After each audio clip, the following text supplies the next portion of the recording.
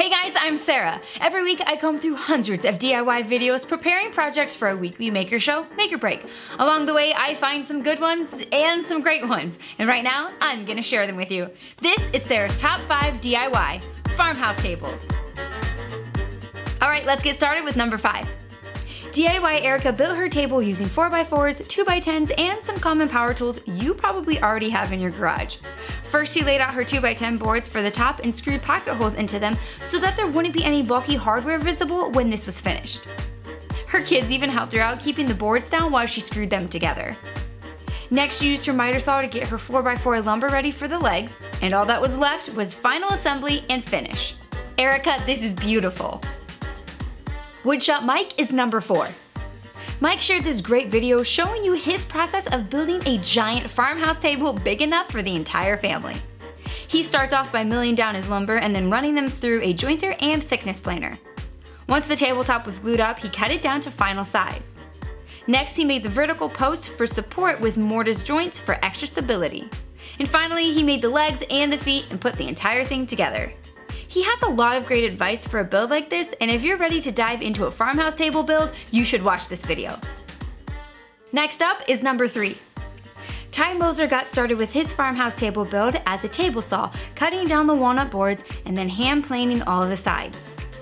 Using biscuits and glue, he got all of his tabletop pieces, clamped them together, and used a little bit of epoxy to fill in any knots and cracks in the lumber. Once he got both sides of the table assembled, he scored and routed the ends for the breadboard pieces to be attached. I really like the extra detail he added with the darker dowels. Finally, it was time to build the legs and the braces for the tabletop. He added finish to the top and the table base, and after it dried, he finished final assembly. This is almost too pretty to use. Number 2 is Into the Dirt Shop. Tim built this farmhouse table for one of his friends using mostly pine 2x12s. I like this project. He built the entire thing with limited tools, but it looks like he built it from a fully equipped woodworking shop.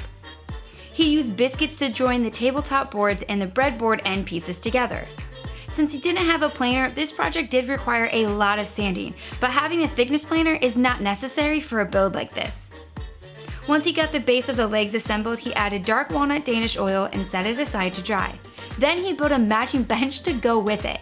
Tim, this build turned out beautifully. Awesome job. Coming in at number 1 is Johnny Builds. This table is built completely out of reclaimed barn lumber he picked up from a local shop. Now, because he used reclaimed wood, there were many obstacles in his way, making this a very challenging project.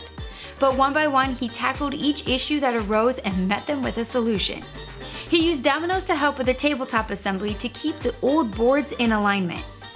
Now, there were a lot of voids, cracks, and knots that needed to be filled on this table, and he decided to use this really pretty aqua blue color of epoxy for a vibrant pop of color that adds so much character to an already truly unique piece. He shares all of his mishaps and accomplishments along the way, and the finished piece is stunning. Alright guys, do me a favor and like this video, and if you have not already subscribed to Bells and Boxes, please do that now, and don't forget to hit the bell so you don't miss any of our shows that come out during the week. You can catch me every Friday at 5 p.m. for the Power Tool Week in Review with Rob, and every Saturday at 6 p.m. for our next episode of Make or Break. We'll see you then.